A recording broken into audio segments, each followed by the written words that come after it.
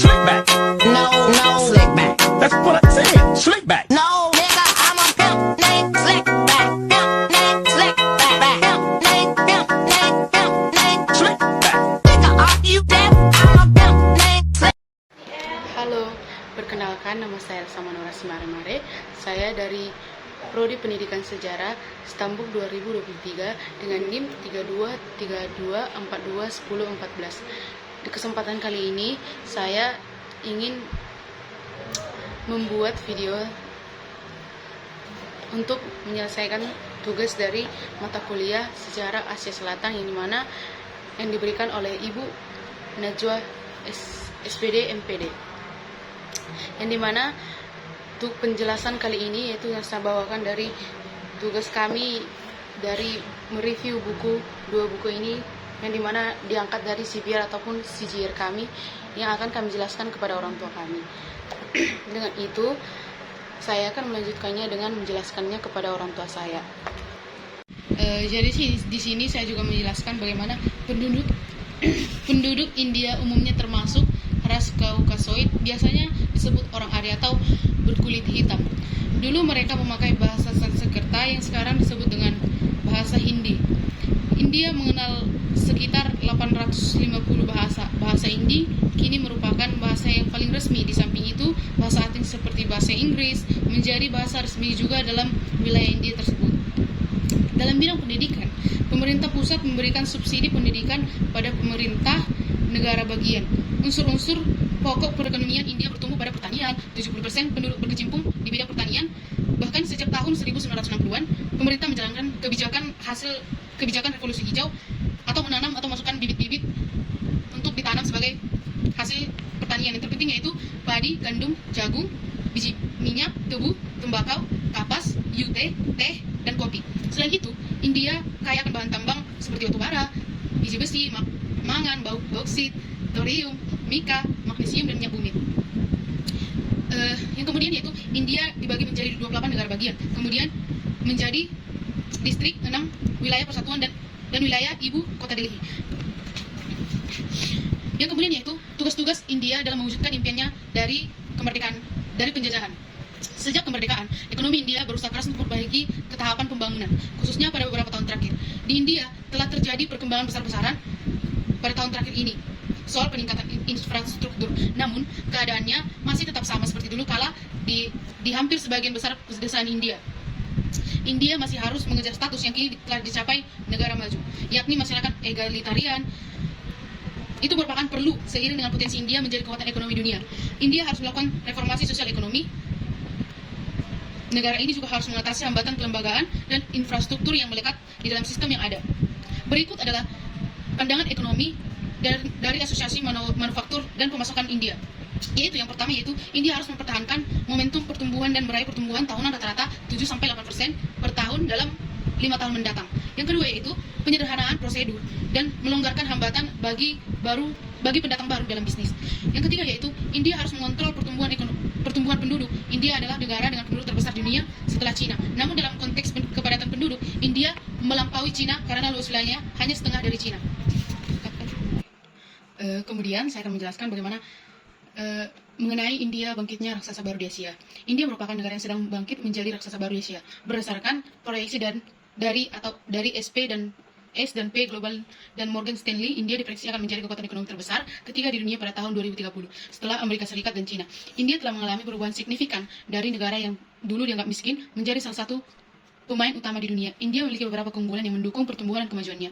Salah satunya adalah sektor pendidikan, di mana di India telah berhasil mencetak banyak tenaga ahli di bidang teknologi informasi. Selain itu, industri film Bollywood juga menjadi salah satu keunggulan dari India yang terkenal di seluruh dunia. Perkembangan India juga terlihat di berbagai sektor lainnya seperti teknologi informasi, otomotif, perbankan, asuransi, telekomunikasi, dan lain-lain. India telah menjadi buah bibir dunia yang menjadi negara yang melakukan banyak negara dengan potensi pertumbuhan yang besar. India berperan penting dalam mewujudkan pergeseran kekuatan di Asia. Yang kemudian saya akan menjelaskan bagaimana buku ini saya akan menjelaskannya tentang isu-isu kontemporer di kawasan Asia Selatan. Yang kemudian saya akan menjelaskan isu-isu kontemporer. isu-isu kontemporer di kawasan Asia Selatan, yaitu kawasan Asia Selatan merupakan wilayah yang memiliki sejumlah isu kontemporer yang menarik perhatian. Salah satu isu utama adalah konflik di kawasan ini, yaitu sejarah integrasi konflik di kawasan ini telah membentuk dinamika politik yang sosial dan kompleks. Pada era kolonial, sebagian besar wilayah Asia Selatan berada di kekuasaan Inggris dan India menjadi negara terbesar yang terintegrasi dengan baik pada saat itu. Selain itu, perdagangan juga menjadi incaran. Selain itu, perdagangan juga menjadi isu penting di kawasan Asia Selatan. Beberapa negara seperti India, Pakistan, dan Bangladesh menjadi incaran perdagangan Bank Indonesia. Perkembangan ekonomi dan perdagangan di kawasan ini memiliki dampak signifikan terhadap pertumbuhan ekonomi dan stabilitas regional. Terdapat pula isu terkait krisis dan keuangan di beberapa negara Asia Selatan. Beberapa negara dilakukan menghadapi krisis keuangan yang serius, bahkan sampai menjual gedung kedutaan mereka. Hal ini menunjukkan tantangan ekonomi yang dihadapi oleh negara-negara kawasan ini. Dalam bidang studi hubungan internasional, isu-isu kontemporer di kawasan Asia Selatan menjadi fokus perhatian.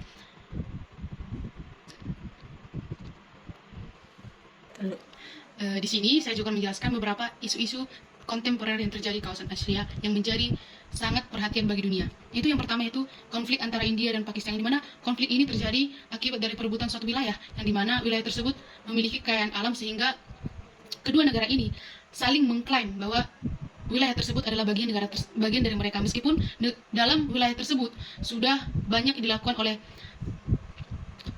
PBB, di mana PBB sudah mengusulkan dengan perdamaian, yaitu membuat wilayah tersebut menjadi negara baru. Namun, kedua negara tersebut juga selalu mengklaim bahwa wilayah tersebut adalah bagian dari negara mereka, seperti India juga mengklaim wilayah tersebut menjadi bagian dari negara mereka. Begitu juga dengan Pakistan, yang dimana hal tersebut memicu peperangan atau persaingan militer yang terfokus utama dalam konflik ini. Yang meskipun dalam usaha yang dilakukan oleh PBB untuk mendamaikan dari dua negara tersebut. Yang kedua, yaitu masalah keamanan dan terorisme. Kawasan Asia Selatan menghadapi tantangan keamanan yang kompleks, termasuk ancaman terorisme. Organisasi teroris seperti Taliban, Al-Qaeda, dan ISIS memiliki kehadiran di kawasan ini.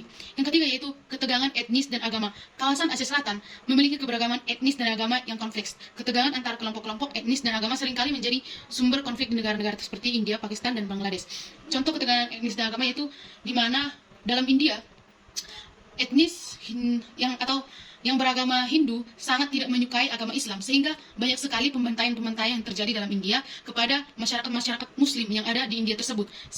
Meskipun telah banyak usaha-usaha yang dibuat oleh pemerintah untuk menjaga toleransi terhadap sesama agama di negara itu, namun penduduk Hindu tetap saja melakukan penyerangan tersebut kepada agama Islam di wilayah tersebut.